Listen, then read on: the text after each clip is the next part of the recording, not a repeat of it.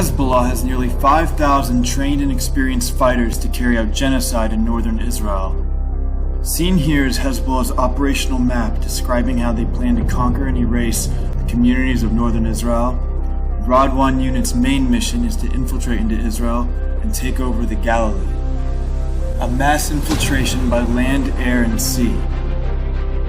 On May 21, 2023, Hezbollah organized a mock drill orchestrating a massive ground attack on northern Israel. Hundreds of Hezbollah terrorists took part in what they described as a military maneuver. The Radwan force undergoes sniper training, anti-tank weapons training, hand-to-hand combat, explosive training, and operational driving with dirt bikes and ATVs. On January 1, 2023, Hezbollah released a propaganda video depicting the infiltration of Israeli territory by blowing up the border wall. Radwan terrorists then enter into the breach and proceed to shoot at Stars of David, the symbol of Jewish people globally. Hezbollah Secretary General Hassan Nasrallah has repeatedly called for an invasion of northern Israel and to exterminate the Israeli people. لمجاهدي المقاومة الإسلامية كونوا مستعدين ليوم إذا فرضت فيه الحرب على لبنان قد تطلب منكم قيادة المقاومة السيطرة على الجليل. Hezbollah's Radwan force receives training directly from the Iranian Revolutionary Guard's Sabirin Commando Unit. With the element of surprise, Radwan can commit an even worse massacre and invasion against Israelis than the one seen from Hamas in October 2023. With Radwan, Hezbollah intends to abduct hundreds of Israelis into Lebanon and plans to transport them to Iran, where securing their release would come with high concessions from the West. Hi, it's Hillel Neuer from UN Watch. I've come here straight from the United Nations to witness what's happening here at the Israeli border with Lebanon ahead of tomorrow's Security Council meeting on what's just been discovered right behind me.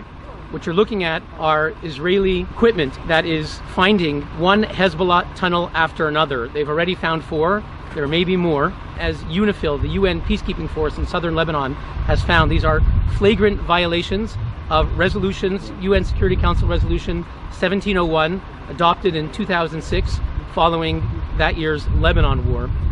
What we're seeing are tunnels, not like the tunnels in the south, which Hamas has dug from Gaza into Israel, which burrow through sand. But these are very sophisticated tunnels, funded, financed, orchestrated by Iran. They're digging through heavy rock. They go as deep as 150 feet. These are a very serious attempt by Hezbollah to penetrate into Israel, possibly to kidnap, attack Israeli civilians, possibly to capture Israeli territory. And from the perspective of international law, what the Security Council has to realize are 3 things. A, this is a flagrant violation of the UN Security Council's own resolution 1701, which UNIFIL ought to be enforcing. Number 2, a cross-border tunnel into Israel amounts to a threat to peace under the United Nations Charter. It's a violation of Israel's sovereignty. And finally, this tunnel behind me comes from a civilian home. Hezbollah created the tunnel from a civilian home in Kfar Kile in Lebanon. And what we're talking about here is a war crime. It's a war crime under international humanitarian law, under the Geneva Conventions, where civilians are used and abused by Hezbollah to protect the Hezbollah military infrastructure and weapons, as they have done with 150,000 missiles and rockets embedded in civilian homes right behind me. This amounts to a flagrant war crime under the Geneva Conventions. And tomorrow, Wednesday, when the Security Council meets on Lebanon, must send a strong message to Lebanon, to the government of Lebanon, and to UNIFIL. Both of these entities need to begin enforcing UN Security Council Resolution 1701 in a concrete fashion and put an end to these flagrant violations of international law, which are dangerous and destabilizing for this region and threaten international peace and security. We're now entering southern Lebanon, where the IDF invaded on September 30th. עכשיו חוצה את הגבול הבינלאומי, חוצה את הגדר במקום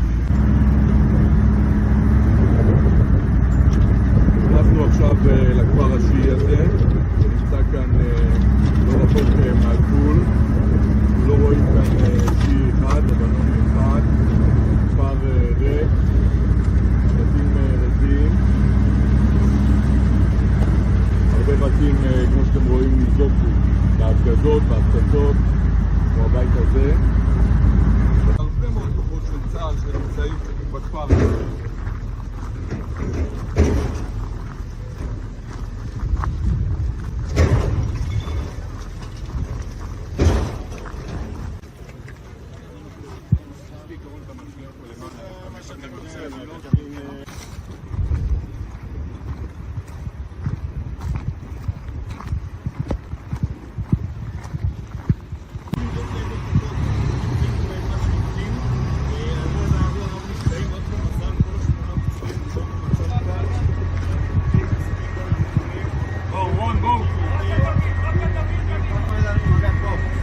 קדימה למבנה.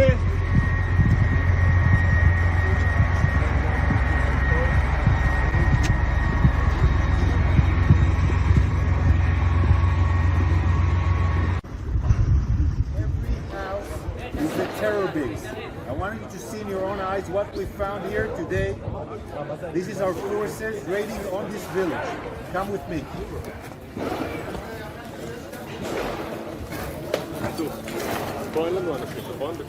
This house, a storage of gear, waiting for Hizbollah's Radwan forces, with vests, helmets, night vision, mines you can see here. We're now in the bunker that we found underneath a Lebanese house in a Shia village only a couple of kilometers from our border. This bunker was ready for Radwan forces, for a battalion of Radwan forces to enter into this bunker and do a raid into Israel and do a larger scale of massacre than the 7th of October. They were planned with the motorcycles here to go to Kiryat Shmona, to Iftach, to villages and positions inside Israel and conduct a massacre. They were only here a couple of days ago. In those beds with those weapons here, we found the fresh coffee and food here in this compound, underneath the Lebanese village, underneath the Shia house. This wasn't supposed to be here. 1701 should have prevented it. We need to impose a 1701, a fully imposed 1701 this area, so Hizbollah can never be next to our border with such infrastructures that can do a Conquer Galilee plan like he planned. Hassan Nasrallah, this ruthless terrorist that we eliminated, that is responsible for the deaths of many people, not just Israelis, Germans, Americans, French and others. The world is a better place without Hizbollah. The world is a better place without Nasrallah. Nasrallah thought he understands Israel. He was wrong and he was eliminated. And all our enemies should know, whether they are close or far away in Iran, they should know that we are determined. We are determined to supply security and safety to our citizens. We have only two missions: to bring our citizens back home next to the border in safety and security, and to bring back home 101 hostages that are being held in ruthless conditions in Gaza.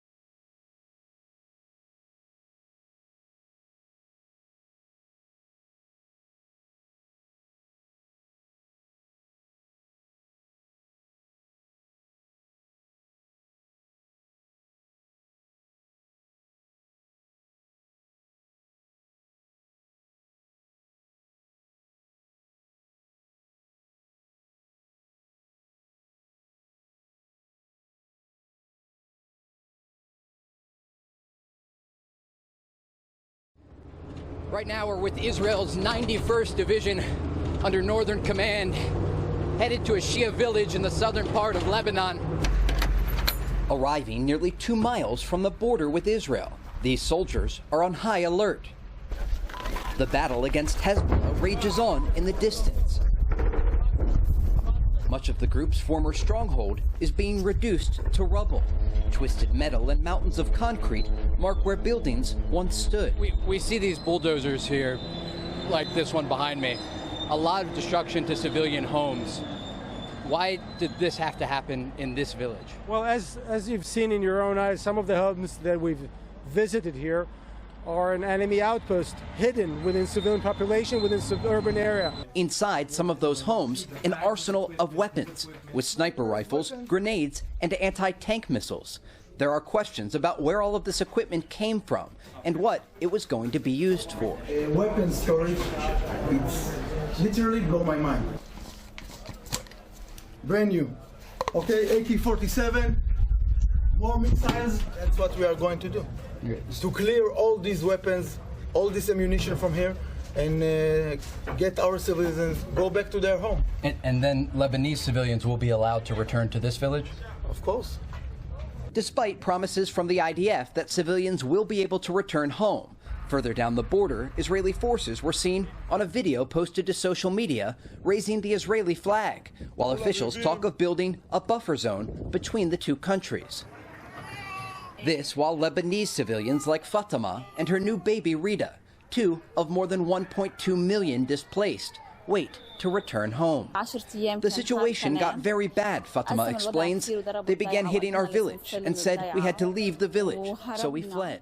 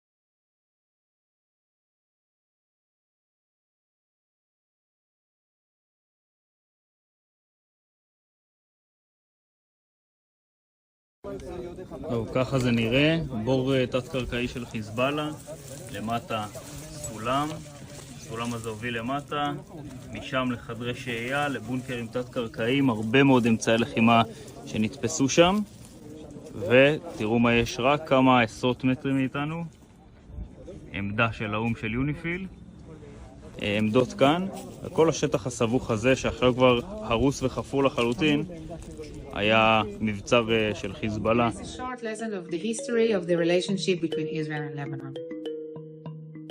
In 2006, Hizbollah kidnapped 2 Israeli soldiers from the Israeli side of the border.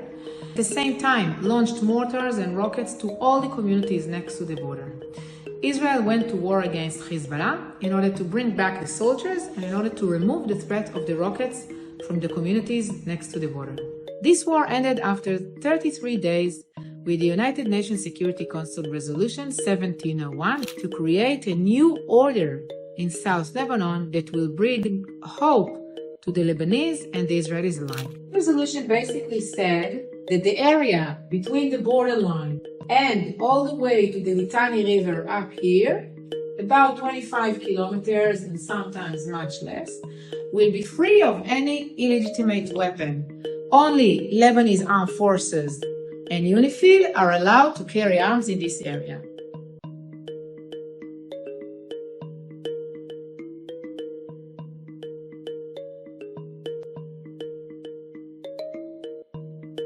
The United Nations Security Council Resolution 1701 was meant to establish a new order between Hezbollah of Lebanon and Israel in 2006 by the disarmament of all non-state actors between the area of the Blue Line and the Litani River in Lebanon in partnership with the Lebanese army assisted by UNIFIL.